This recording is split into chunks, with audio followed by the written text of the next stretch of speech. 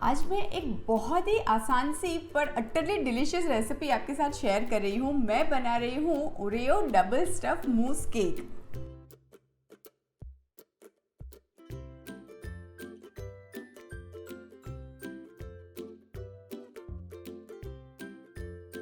सबसे पहले मैं बनाऊंगी मूस। तो उसके लिए मैंने यहाँ पे ये 50 ग्राम डार्क कुकिंग चॉकलेट ली है और आज का ये जो मूस बन रहा है वो एगलेस मूस बन रहा है। तो पहले ये कुकिंग चॉकलेट को मुझे मेल्ट करना है।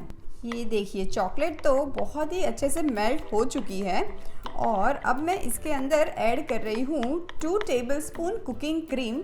जो फ्रेश क्रीम कहते हैं, कुकिंग क्रीम कहते हैं, सब एक ही है, वो मैं ऐड करूँगी।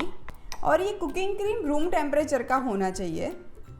और अब दोनों ही चीज़ों को मिक्स कर लेते हैं और एक अच्छा सा गनाश बन जाएगा।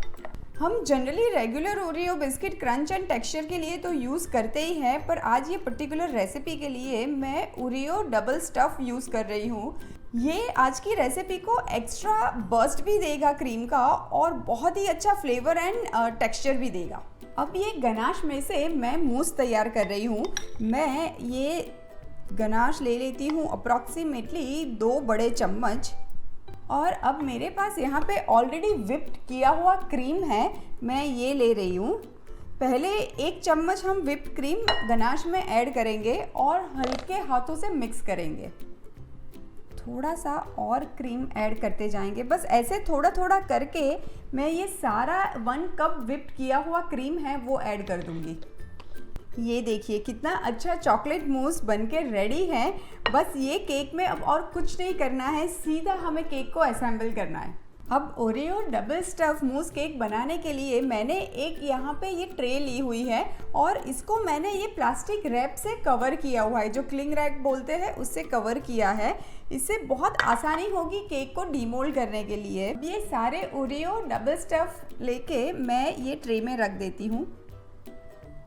अब ये जो चॉकलेट मूस हमने बनाया है मैं वो भर देती हूँ सेंटर में।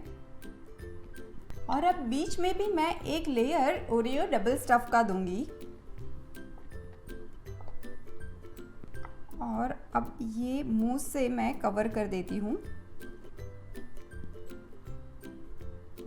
और अब मैं लास्ट में ऊपर भी ओरियो डबल स्टफ का एक लेयर लगा देती हूँ। अब मैं ये ट्रे को अच्छे से कवर कर लेती हूँ और अब हमें कुछ नहीं करना है, हल्का सा प्रेस करके ये ट्रे को बस ओवरनाइट छोड़ देना है फ्रिज के अंदर। ओरियो डबल स्टफ मूस केक तो ये बहुत अच्छे से सेट हो चुकी है। मैं सीधा इसको सर्विंग प्लेट पे निकालती हूँ और फिर डेकोरेट करते हैं। अब ये बचा हुआ मूस मैंने एक पाइपिंग बैग में ले लिया है और आगे एक स्टार नोजल मैंने लगा दी है और मैं ये केक के ऊपर ये छोटे छोटे से स्टार बना देती हूँ।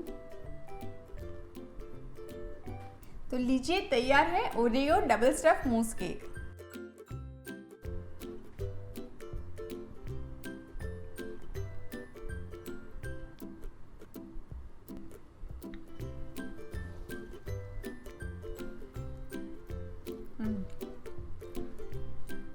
ओरियो डबल स्टफ का जो क्रीम बर्स्ट हो रहा है, अमेजिंग।